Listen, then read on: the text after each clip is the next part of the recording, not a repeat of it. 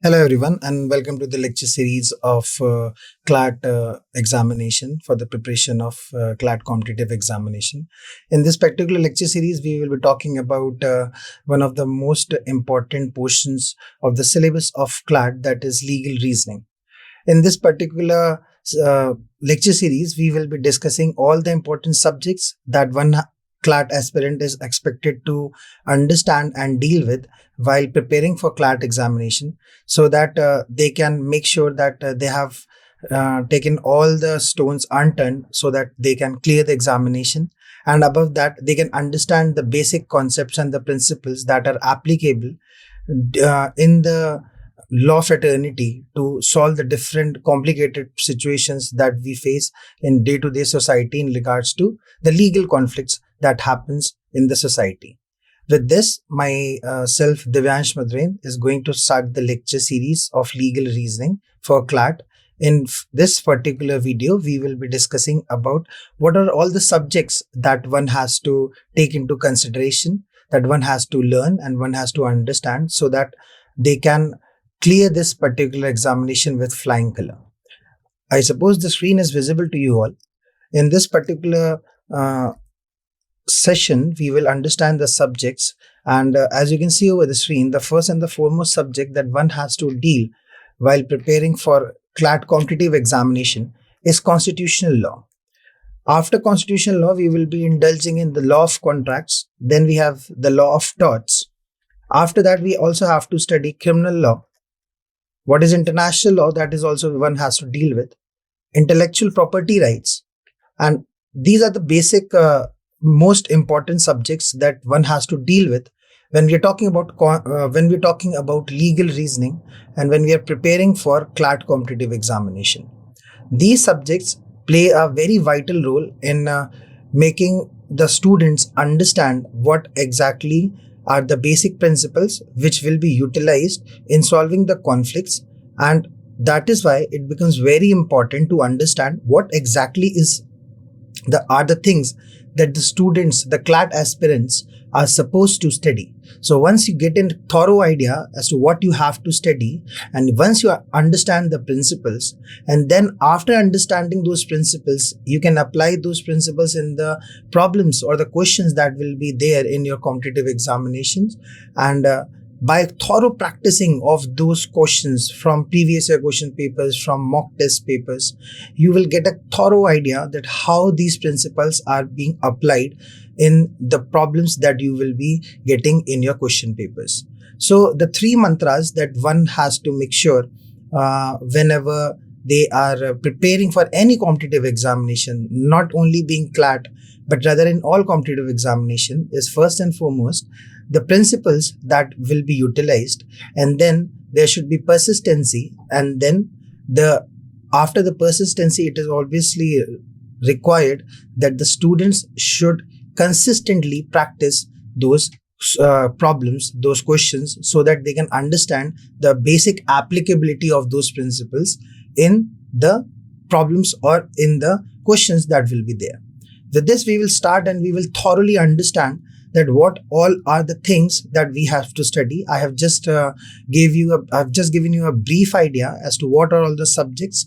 Apart from these 6 subjects that you can see on the screen, there is one more thing that a CLAT aspirant, or if I may say a law student, is expected to understand, and that is perhaps very important, which is known as legal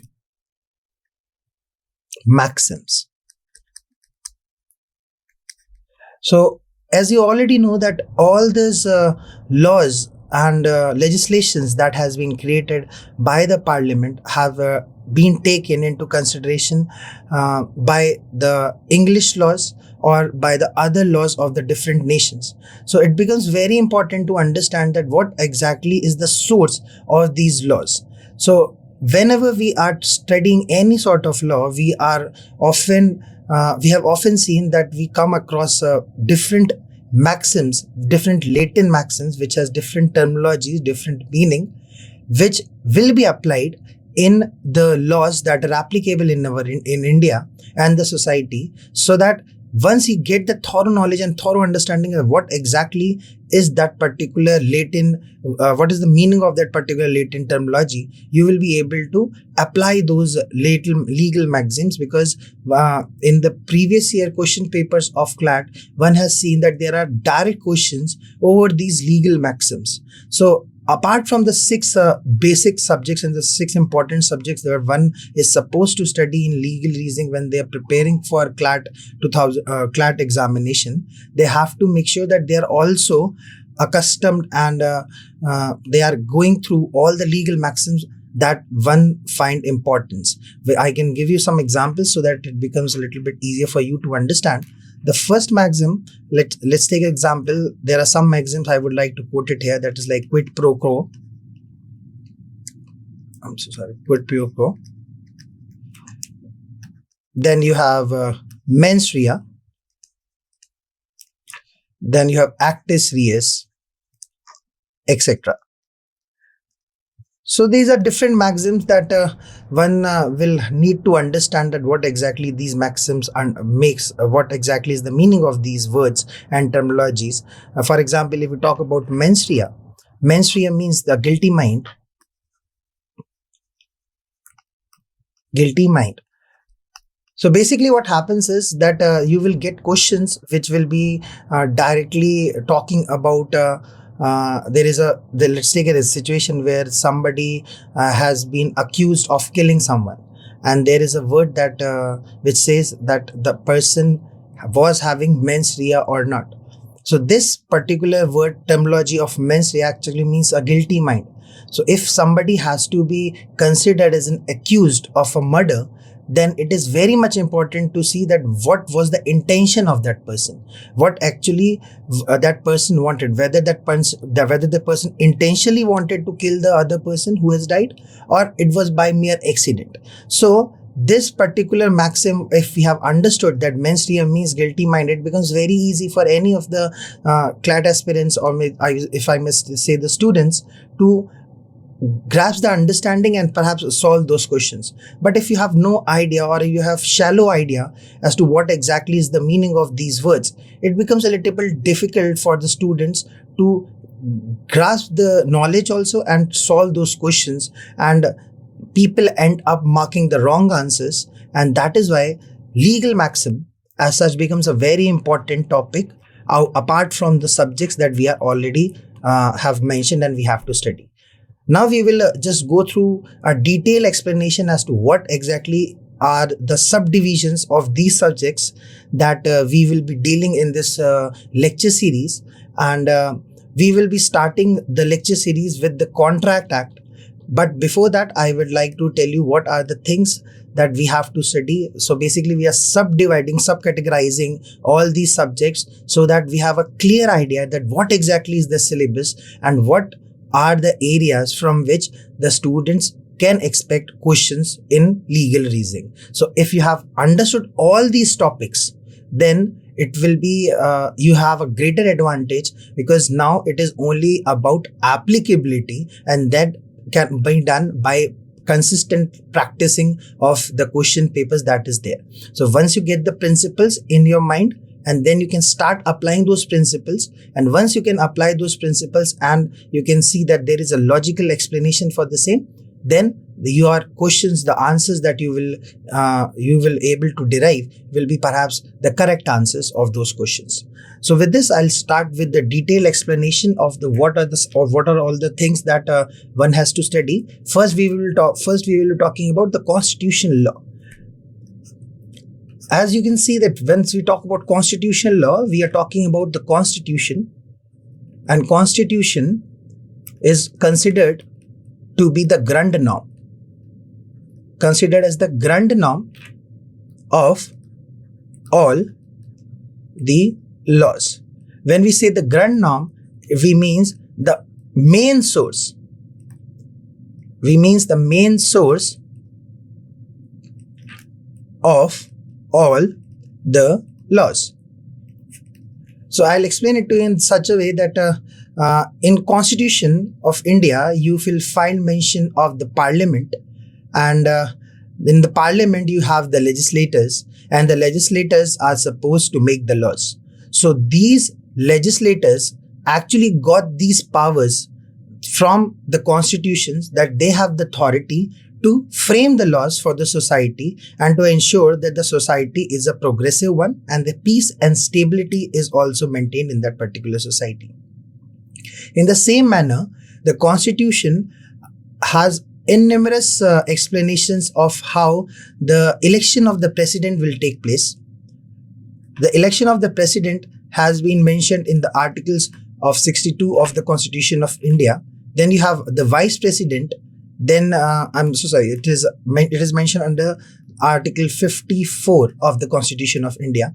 Then you have the vice president, you have the legislative assembly, the legislative assemblies. Then you have the official language, that what will be the language that will be utilized whenever there will be any parliamentary discussions, whether which language will be used during your court proceedings.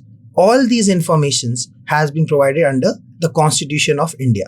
So one has to go thoroughly in these particular parts. You are not supposed to go with you are not supposed to understand the whole constitution as such. The subjects that I've already discussed, you have not supposed to go through each and every sections of all those subjects. But basically what you need to understand are the underlying principles which follows these laws and how these principles are being used in the society, in the applicability of these laws, in the day-to-day concepts and day-to-day conflicts that one see. So after understanding what are the official language, one will also understand the important acts, like what is Panchayati Raj. Panchayati Raj is, in short, we can understand it as village administration. And then what is the emergency powers? Who can proclaim emergency in India? What is national emergency? What is a state emergency? What are the grounds on which emergency can be given? All these things we will be studying under the Constitution of India, and there has been numerous questions over this particular topic of emergency powers and how the emergency can be proclaimed. So it becomes a very important topic that one has to discuss when we're tackling and we'll be discussing about the constitutional law. Moving forward, apart from understanding these points, one has to also go through the basic concept of the Indian Constitution, that from what are the different sources. So when we talk about the Indian Constitution, the first and the foremost thing we need to know is that what are the sources of Constitution. So one has to know that the Constitution was derived from, majority of the things were derived from the Government of India Act,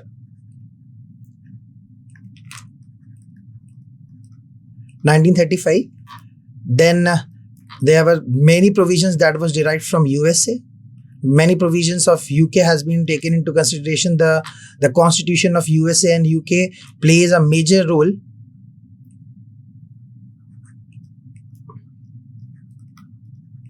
in creation of the Constitution of India.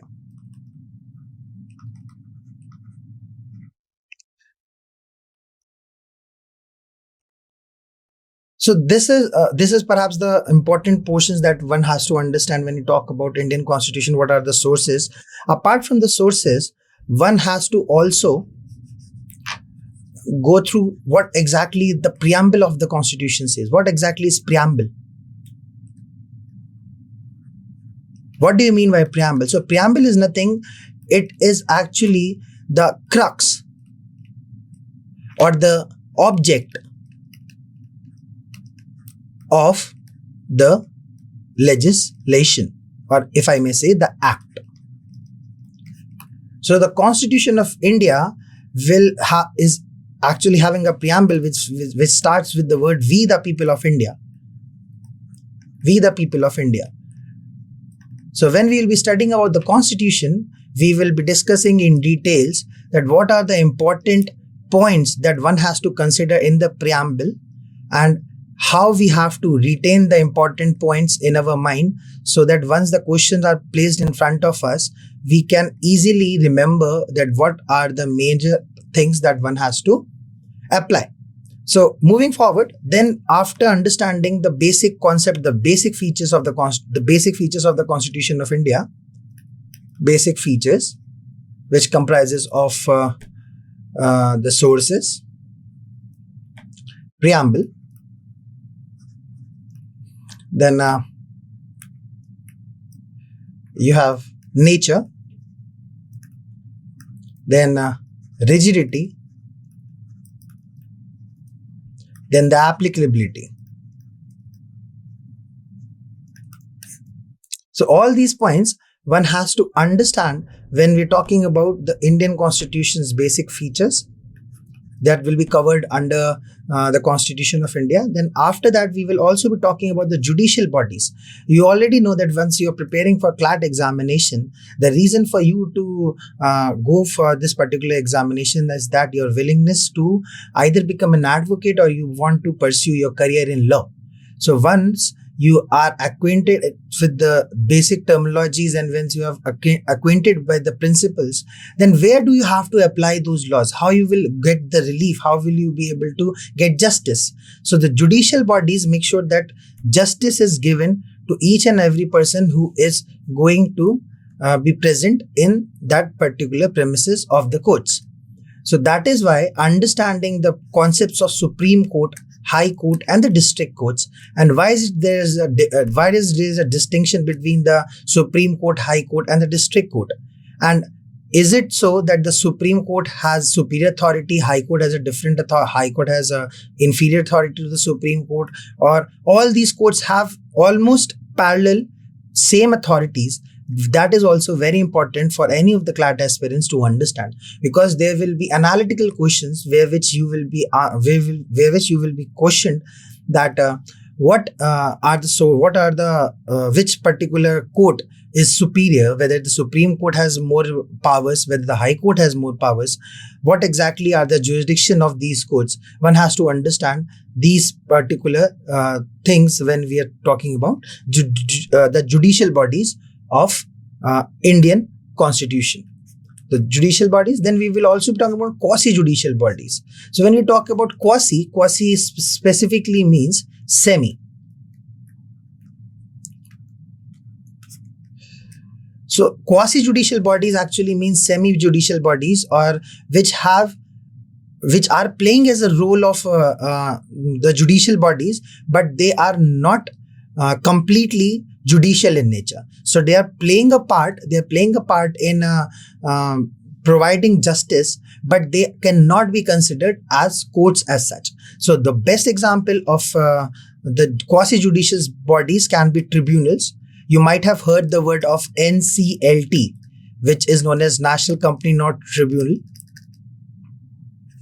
National Company Law Tribunal. Then you have Consumer Redressal Forum.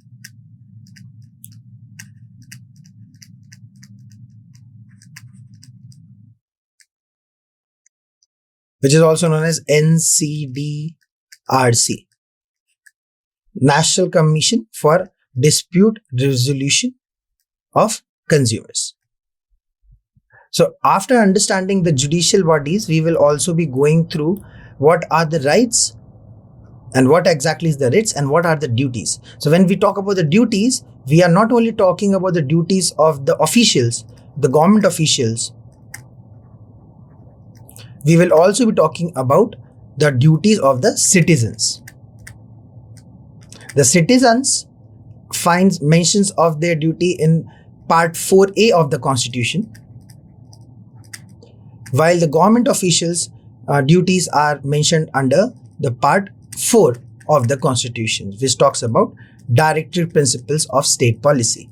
So directive principles of state policy provide us a framework which has to be considered by the legislators whenever they are framing the laws. which specifically means that all the laws whichsoever has been made by the legislator, whether it be in relations to crimes, whether it be it related to elections, whether it be it related to how the companies shall be formulated, all these informations, all these things has to be under a basic framework that has been provided under the directive principles of state policy. For example, directive principle one of the directive principles of state policies talks about equal pay for equal work. So whenever there is any legislation that will be created and it talks about employment opportunities, it will make sure that for any work which is being provided, the remunerations that will be paid will be equal irrespective of anything which is in relation to caste, color, creed, place of work, place of birth,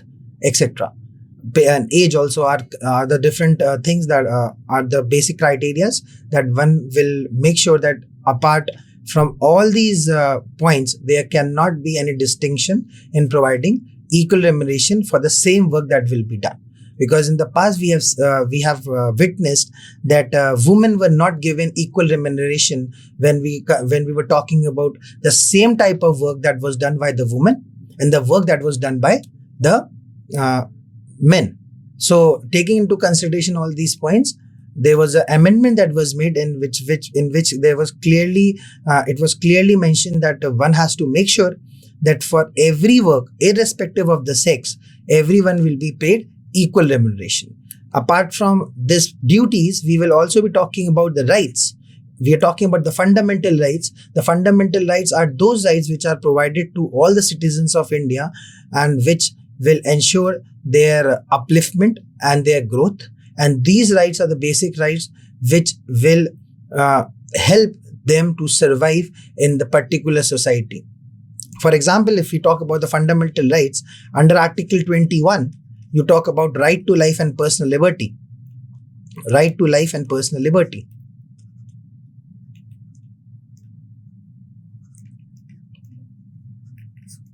So right to life and personal liberty basically talks about that every citizen has the right to life and they have the right to privacy also. And there are numerous legislations that has been made over this particular topic, which we have subcategorized that what are the essential things that can be taken into consideration which will support the right to life. So in right to life, you will also have right to shelter, right to food, right to basic amenities, and in right to privacy, you have right to hide the things which is your personal belongings. So all these things, all the information, what exactly are the rights under the fundamental rights, you also find mention of Article 19.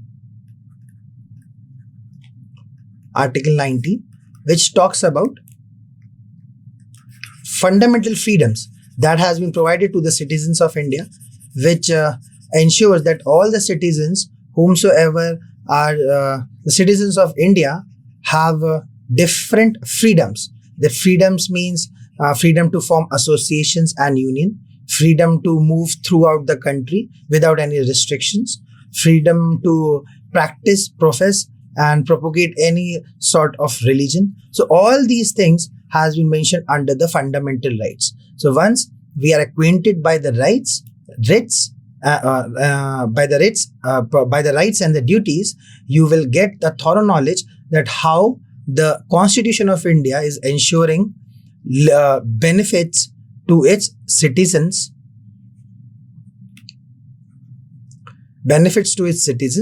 and how the duties that has been mentioned in the directive principles of state policy is giving an obligation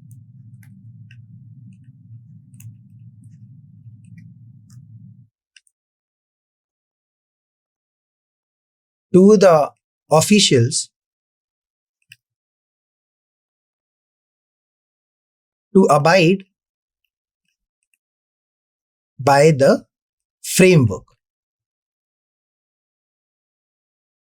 So directive principles of state policy is providing a framework to the officials, to the government, so that they whatsoever legislations are being made are actually for the benefit of the citizens of the India. And in the same way, we will also talk about writs. Writs is a special type of order which is given by the courts. And when we talk about courts, we are only talking about two courts here. We are talking about the Supreme Court and we are talking about the High Court. The Supreme Court and the High Court have special powers to issue writs. They are basically 5 major writs that we are expected to study. The writs are mandamus, certiorari,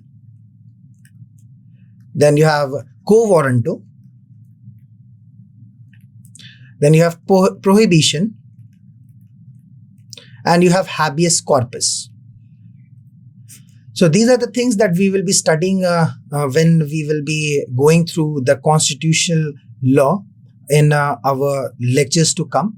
And after understanding all these concepts, the applicability will be tested in the practice papers. So once you're getting acquainted by these principles, it will obviously very easy for you to answer those questions that will be there in the paper. Now moving forward, after completion of our constitution, let's understand what are the things that we need to study in the law of contracts. Now when we talk about contracts, so what exactly do you understand by the term contracts? So contracts are basically nothing. They are an agreements. So I suppose that you people understand what exactly is agreements. Agreements means when there are more than two people who are agreeing to do something or to abstain from doing something in the same manner. So let's take an example. Let's take the example for you people to better understand the topic. That there is one person X and then there is one person Y. And X wants to sell his car for 5 lakh rupees. And Y wants to purchase the same car, okay, for 5 lakh rupees. X offers to Y that I am willing to sell my car, and Y accepts the offers by saying that yes, I have my willingness to purchase your car. So once X and Y are into an agreement that they want to X wants to sell the car and Y want to purchase a car, and there is a transaction which is being mutually agreed. So this type of arrangement, this type of things which you see in day-to-day life is nothing but actually contracts. Whenever you go purchase anything, so what you are doing actually is you are actually coming to an agreement where which you are asking somebody to do something in return of something.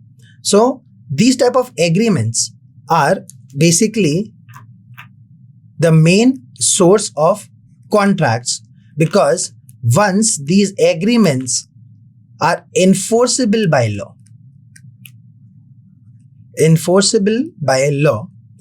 they constitute the contracts. Now when we talk about enforceable by law, what do you actually understand?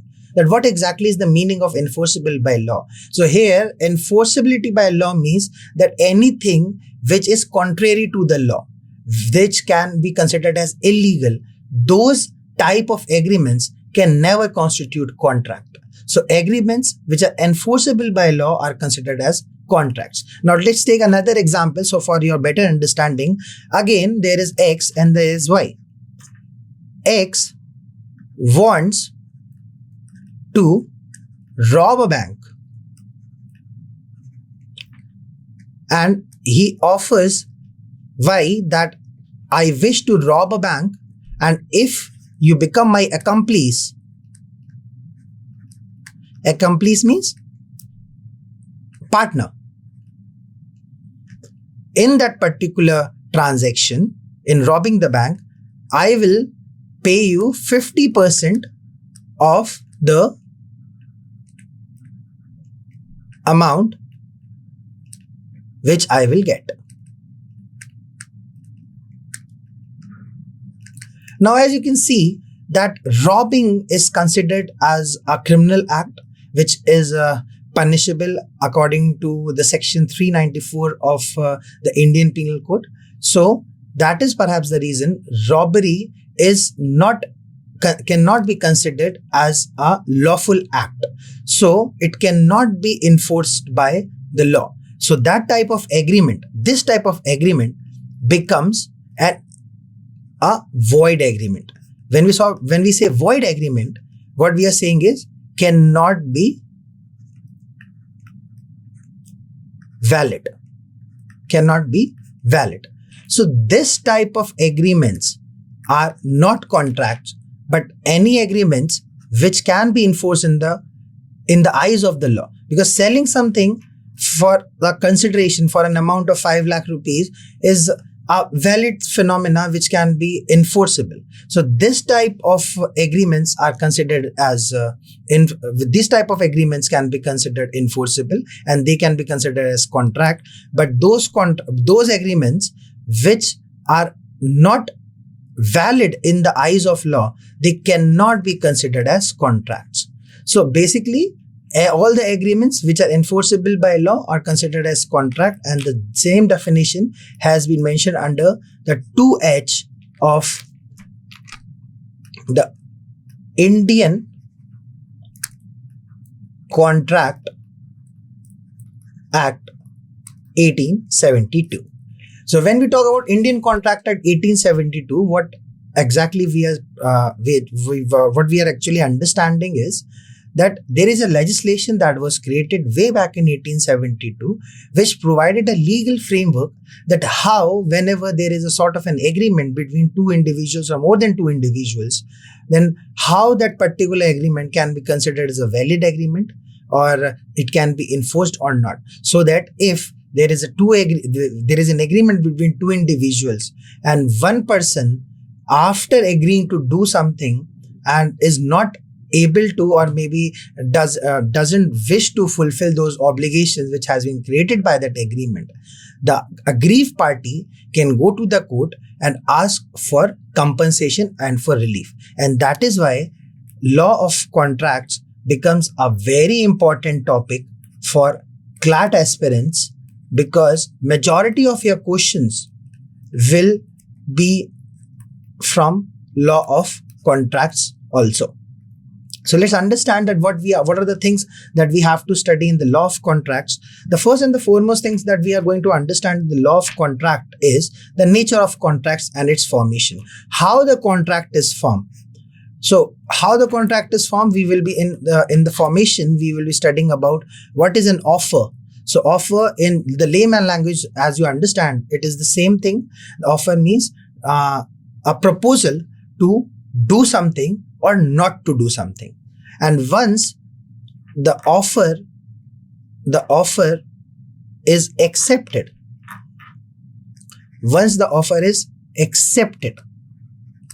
okay, accepted will be from the person to whom the offer is made. Okay, the offer can be accepted only by, let's take this example for your better understanding. Now let's take the example that there is X who wishes to sell his car to Y. So now X here will be considered as the offerer who has made the offer. And then you have Y to whom the offer was made.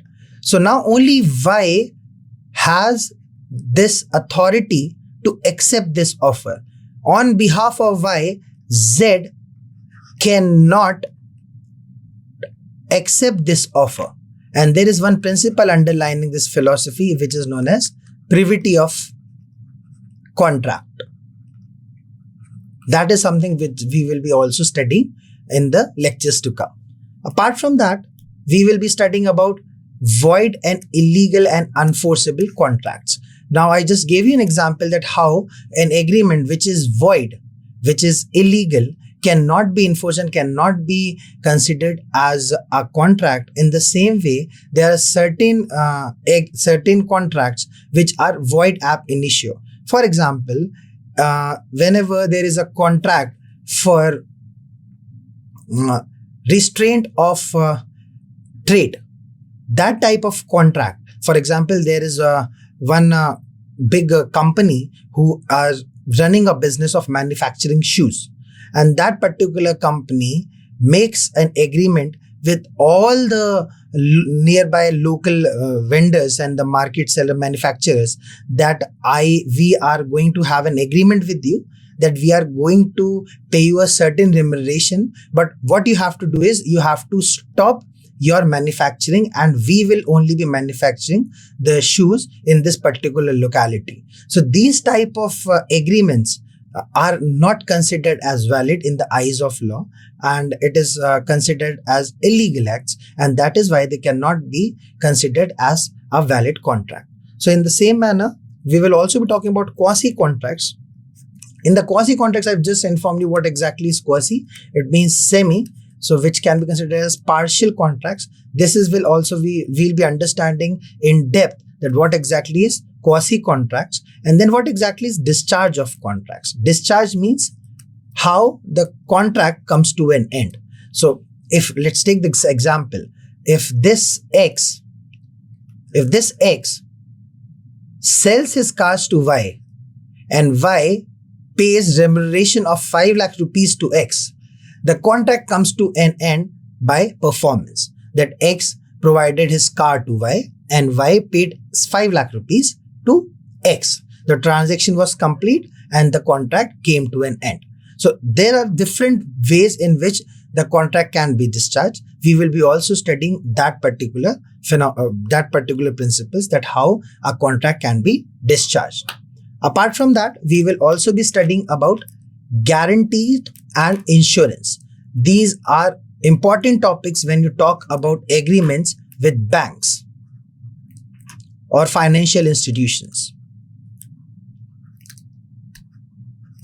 You must have often heard that people take loans from banks so that they can utilize those revenues for their personal growth and to start up their business and everything. So what they basically do is they actually come to an agreement between the banks and the individual, and this particular agreement, obviously whenever we're talking about loans, this will be given by the bank. To whom? It will be given to the individuals. And whenever the individuals are taking loans from the bank, they have to provide a guarantee.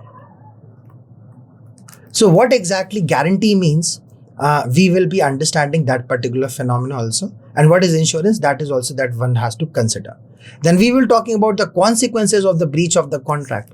As I already told you that whenever the agreements, one has agreed to do something to get the desire of the other person to do something or not to do something, that particular agreement, if any of the parties to that particular agreement are not able or are not willing to abide by the terms of the contract, that what will be the consequences over that particular party, that is also that we will be studying. Apart from that, we will be studying about the agencies of the contract. That what are the agencies? Agency of contract means that there is a principles of agent and principle. So principle means the authority for whom the work is done by some other person. So on behalf of the principal, if for let's take example, there is one person X who has employed Y to be his driver. So here X becomes the principal and Y becomes the agent. So this particular point of agency contracts, which is very important, you will find mentions of this in your question papers also, that they will be giving you a situation which a candidate is expect to understand that who exactly is the principal and who exactly is the agent, and what are the obligations of the principal over the acts of the agent. When the principal can also be considered as a wrongdoer if there is any act which has been done by the agent which is considered as a illegal act or a wrong act. So agency contract becomes also a very important topic for discussion when we talk about law of contracts.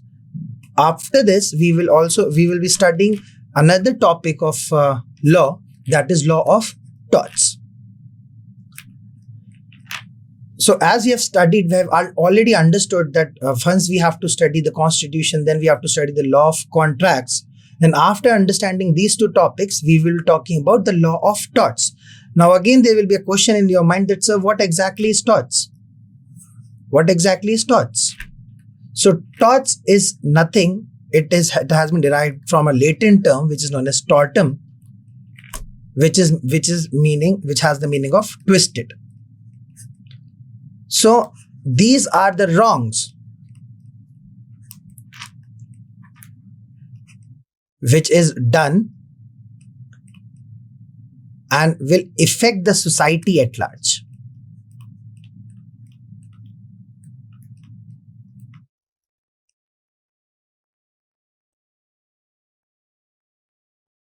And when we talk about wrongs which has been done which affects the society at large, that the remuneration, the compensation is in the form of liquidated damages. When we talk about liquidated damages, means remuneration or compensations will be paid for any person who has suffered tort. So what exactly is the definition of tort? We will be studying about that. What is liability? What is strict liability? What is absolute liability? What are the different case laws?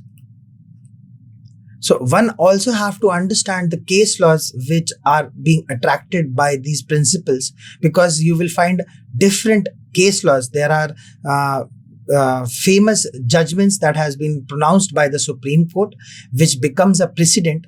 In our lectures to come, we will understand that the legislation, the lawmakers are not only the authorities who are going to provide the laws, but the laws also comes from the precedent, the judgments that has been given by the courts.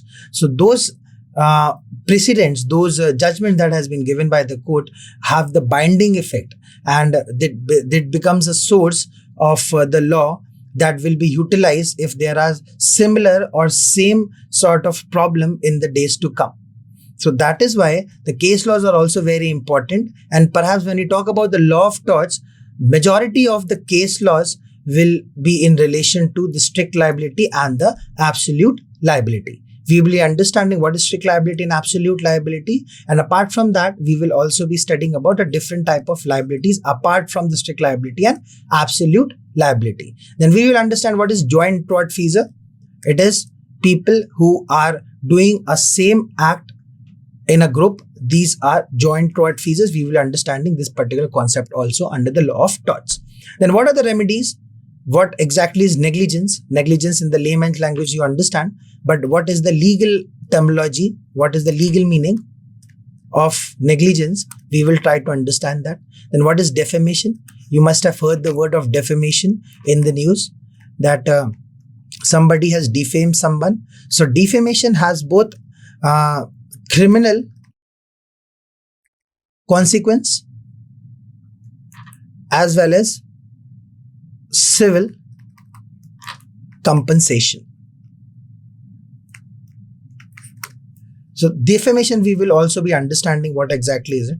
Then we will talk about conspiracy, which is also considered as a tort. We will talk about false imprisonment and malicious prosecution. All these things, when you talk about negligence, defamation, conspiracy, false imprisonment and malicious prosecution, these are all covered under the Indian Penal Code. Now, I would like to explain to you a little bit further here about the law of contracts, that if you talk about the Indian legislation, then you will not find any sort of legislation, any sort of book which will directly be talking about the law of torts, because law of torts has been derived from the British constitution, from the British legislations, and it has English. And when we talk about English legislations, the main criteria, the main issue with that particular legislation was that we were having overlapping concepts. So what you will see is, then when we talk about the law of contracts has partially been covered by the Indian Penal Code, which is basically the criminal laws, and partially been covered by the civil laws also. So if you talk about tort, so tort you will find both in criminal law and in civil law also.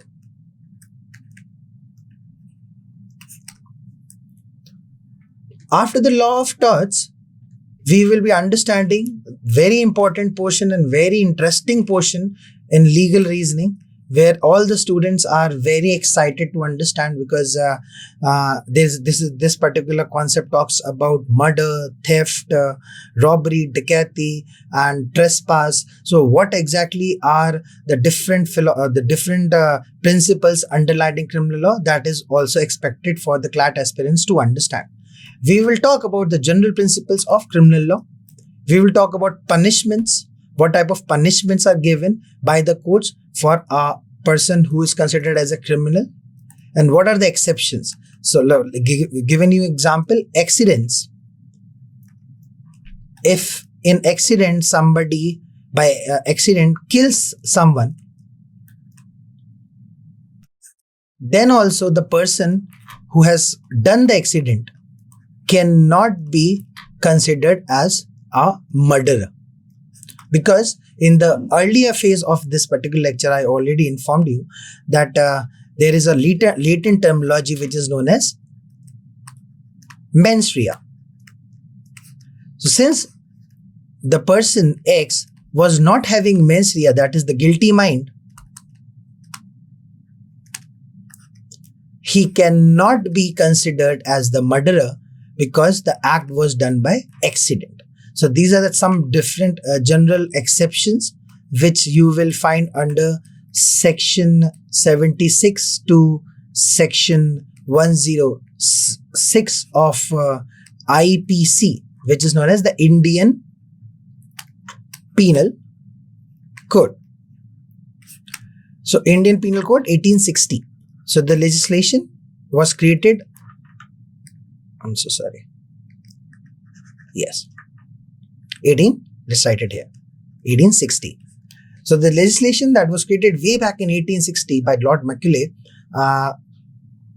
is still in operation, and if you have gone through that, there are being talks going on in the parliament, which is talking about the changes that our Home Minister has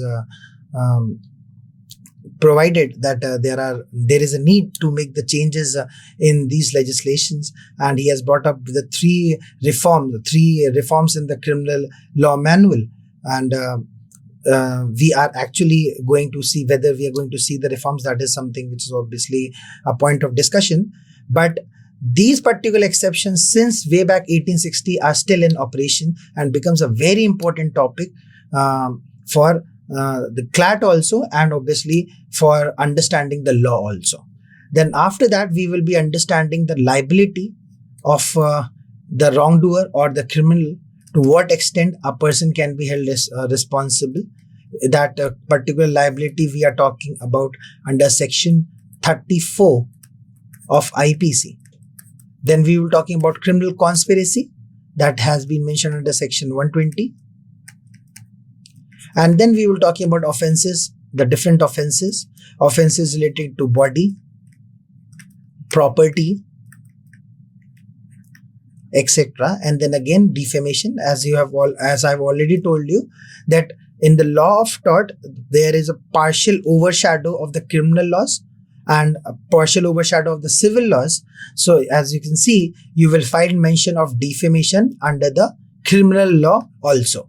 So we will understand that what exactly is the definition of defamation, and how somebody can defame someone, and what are the remedies, and what are the solutions that can be given to those persons who have been defamed. Moving forward, after the criminal laws, we will have to understand the most important topics in when you talk about international applicability of the laws, which is known as international law. This in this particular subdivision of the subjects of the legal reasoning for CLAT examination, we will be talking about the international bodies like United Nations, World Trade Organization, International Monetary Fund, World Bank, etc. We will also talk about the dispute settlement, that whenever there is a dispute between any countries, a group of countries, or maybe two individual countries, then how the disputes can be resolved. You have seen that there is an ongoing war between Israel and Palestine.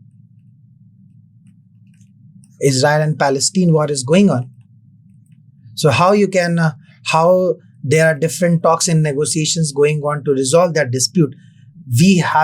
Once we understood the whole concept of the dispute resolution, when you talk about international setup, then we will be acquainted and we can understand that how this particular war that is going on between Israel and Palestine, Russia and Ukraine,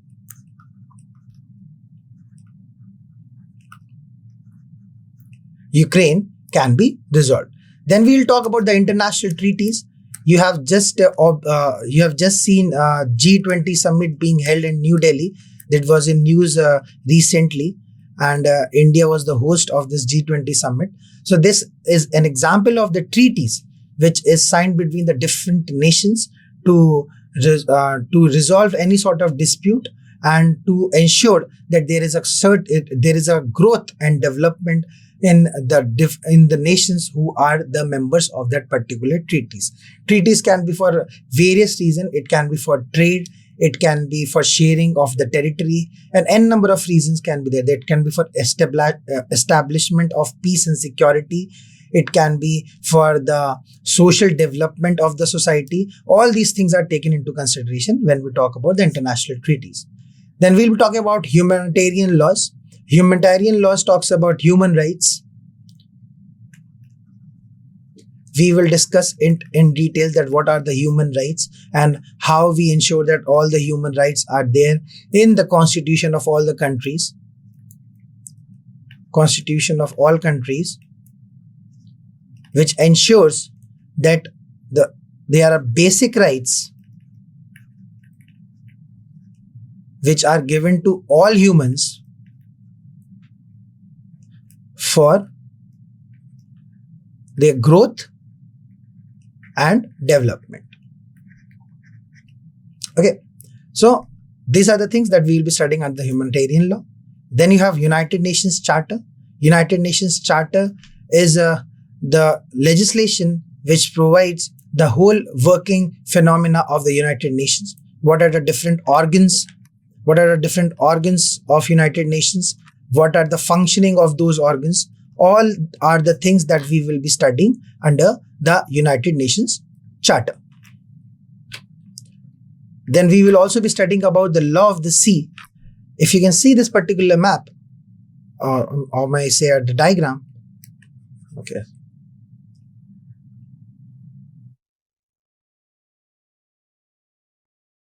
Let's take the example. This is a southern India portion, and you have seen that their majority of the areas has been surrounded by water, which is obviously Indian Ocean here. And in this particular diagram, what you can see is that there are territorial areas near our land of India, which is still considered as within the territory of India. So to what extent this particular territory, to what extent India has the control over these territories, this is something that we will be understanding in the law of seas. Then we will also consider we will also see what is state recognition. How does a formation of new state,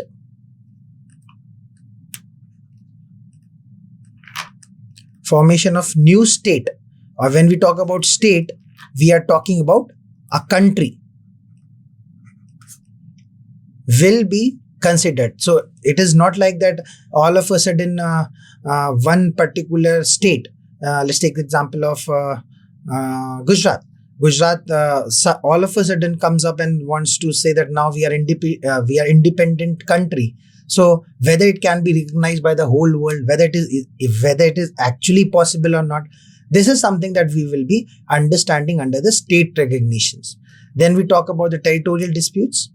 You have all witnessed the dispute that is still going on between India and Pakistan in relation to Kashmir, or maybe between India and China in relation to Arunachal Pradesh.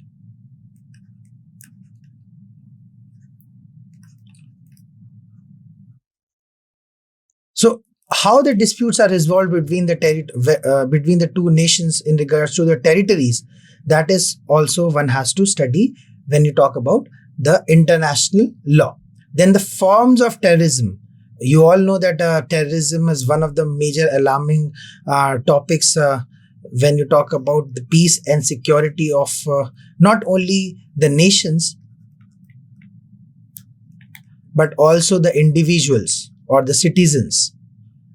So terrorism, how to combat terrorism, what are the different forms of terrorism, all this we will be studying under the international law. And then obviously we'll be studying about the environmental laws. Environmental laws talks about conservations. You must have studied environmental education in your school days, and in that particular subject of environmental study, you must have gone through one phenomenon, which is a Wildlife Conservation Act or Air Pollution Control Act, or Water Pollution Control and Prevention Act. So all these acts are actually working and has been created to ensure that our environment is not getting hampered and we are actually having sustainable development, so that we can ensure that not only the current society and the generation is taking benefits and utilizing the resources in such a manner that they can survive, and the resources and the environment that is present are still intact for the coming generations, and they can also take the benefits of these resources that are present in our environment. So the environmental laws ensures that there is a sustainable development throughout the time durations, so that it can be beneficial for the coming generation also and for the current generation also. So with this, we have completed the international law, the topics that we have to cover under the international law.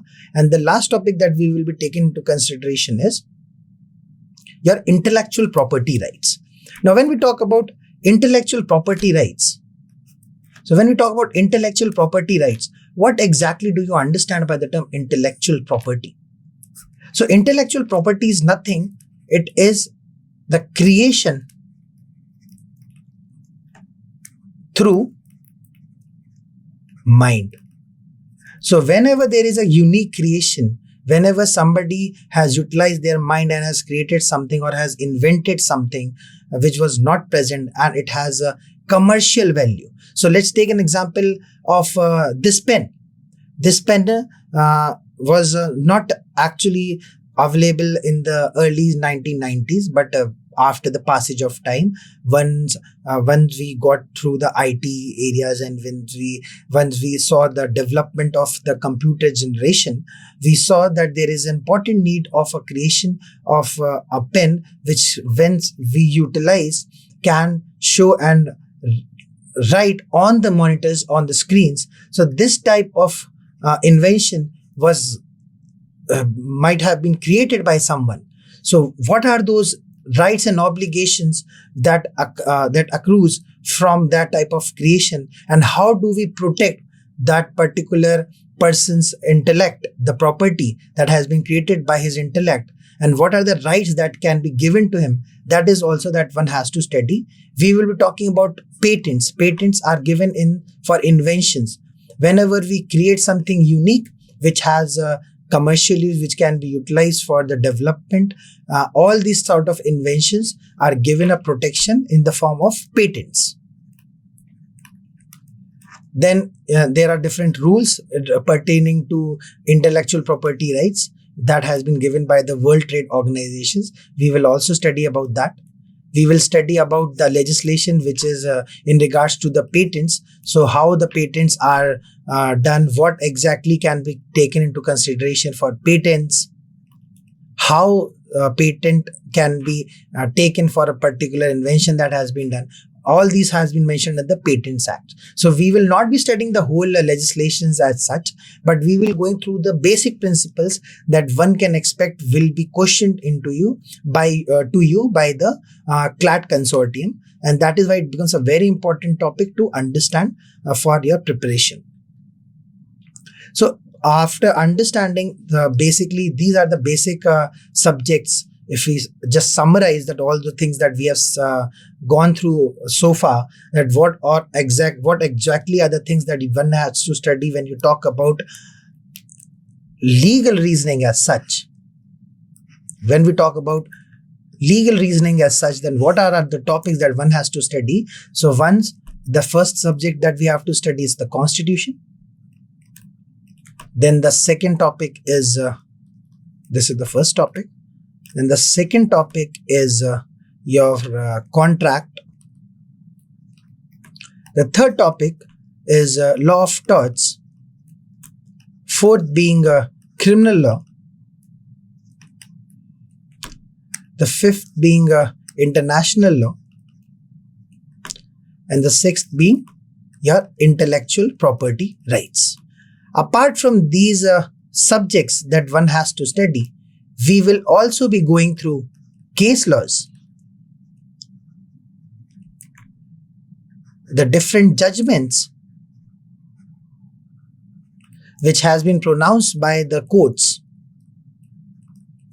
especially Supreme Court and High Court,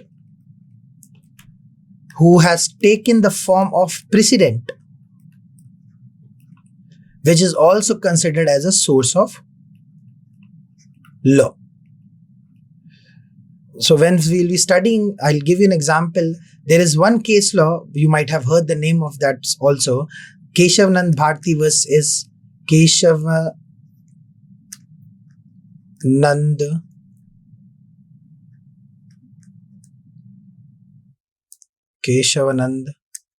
Bharti versus State of Kerala.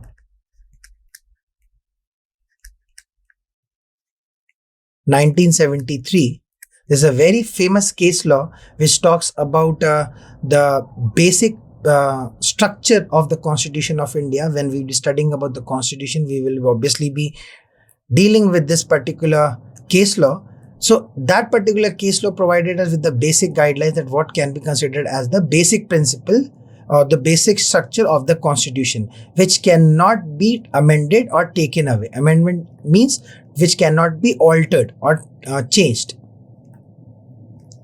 And that particular judgment became a precedent, and till date is considered as a source of law, that whenever there is an amendment that has to be brought in for the Constitution, we cannot make any change to the basic structure of the Constitution. And that judgment was given by Keshavanand Bharti versus State of Kerala and became a precedent which has been considered as the case laws. And when you talk about these type of case laws, you will find these case laws in the form of passages where which the questions will be as such that the whole judgment, a portion of the judgment will be provided to you, and then you will be asked that from which particular case law this particular judgment has been derived, what is the underlying principles, and there will be MCQs that will be along with this particular passage. And once you're acquainted with these type of case law, it will be very much easy for you to answer those questions. Then after that, and the last and the most complicated, if I say, topic for the CLAT aspirants is the Latin maxim. Because in this Latin maxims, not only you have to memorize the meaning of these Latin maxims, but also you have to understand the applicability, where these particular maxims can be applied. So with this, I have summarized the whole syllabus of the legal reasoning, which a CLAT aspirant is expected to go through, so that after understanding all these topics, one can have the confidence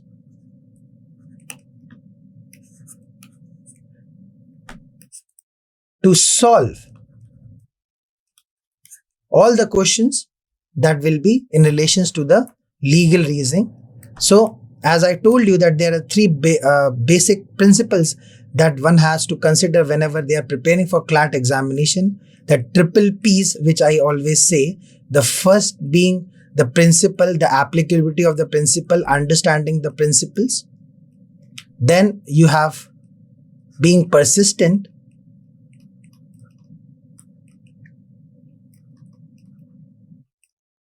And then obviously practice. Principle, persistency, and practice are the three main P's that all the CLAT aspirants should remember and should apply in their preparation for CLAT examination, so that they can ensure that they pass with flying colors and they get the college where which they actually wish to study. With this, I conclude this today's lecture, and from next lecture onwards, we will be starting our series of legal reasoning with the topics of law of contracts. We will be discussing in details what exactly is law of contracts and how we have to go through each and every principles underlying the law of contracts. And after understanding it, we will be moving forward to the constitution, and post-constitution we will be moving to law of torts. And after the completion of law of torts, we will be focusing our mind towards the criminal law. Completion of the criminal law will entertain intellectual property rights. Post completion of intellectual property rights, we will be talking about international law. And once all these topics are completed, we will be amalgamating case laws along with the latent maxims, so that both the topics can be covered simultaneously. Post completion of this whole lecture series, we will also be having 6 or 5 lectures over the mock test and the practice papers, where which I will train you how you have to attempt the papers and how you have to solve those papers of the CLAT examination. Because as I told you, the three principles, that is applicability, that the persistency, which is also an important portion, and then the practice. So what happens here is that majority of the law students who are not able to succeed, and when I've interviewed them and I've tried to understand the basic reason for them not able to solve the question, is the reading speed. What happens is that you have to solve around 150 questions. You have to solve around 150 questions within a span of 120 seconds, 120 minutes. So which gives you a rough time periods of 33 seconds per question. So 33 seconds to read the questions, then apply the knowledge, and then again answer that. It becomes a very difficult task until and unless you have consistently practiced those type of questions, those type of situations where which you have already made yourself accustomed that within this stipulated time period, I have to solve one particular question. And when you talk about these questions also, there are like 2 to 3 paragraphs that one has to study. So it is very important that you have a high rate of reading, so that whenever you start reading, it can be understood by you without even forgetting the main basic concepts, and then obviously the applicability of those principles. So practice, understanding the concept and then being persistent is the key to get success in a CLAT examination, and that is what I would obviously request you to follow. With this, I conclude today's lecture, and from tomorrow onwards, we will be focusing towards the law of contracts. Thank you so much, guys. May you have a good day. Bye-bye. Thank you.